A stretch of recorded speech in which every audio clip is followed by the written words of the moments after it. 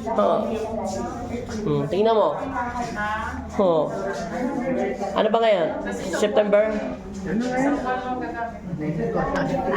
Ano petsa na yan? 19. Ano pinag-ibat eh? Oh, angat mo pa mo.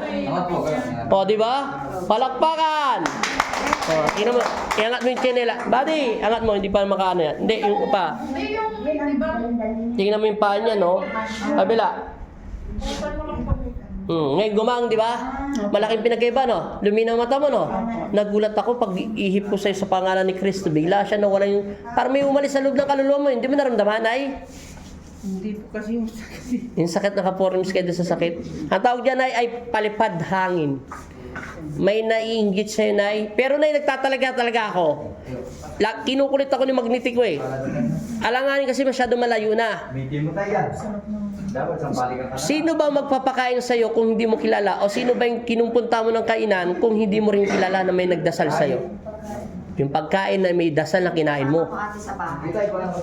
Yung patulog. May taong nagbigay sa'yo ng pagkain na may dasal. Pwede kumuha ka ng pagkain doon na may dasal na. Alam niya kukuha ka. Yung nandito ka po sa Marikina. Oh.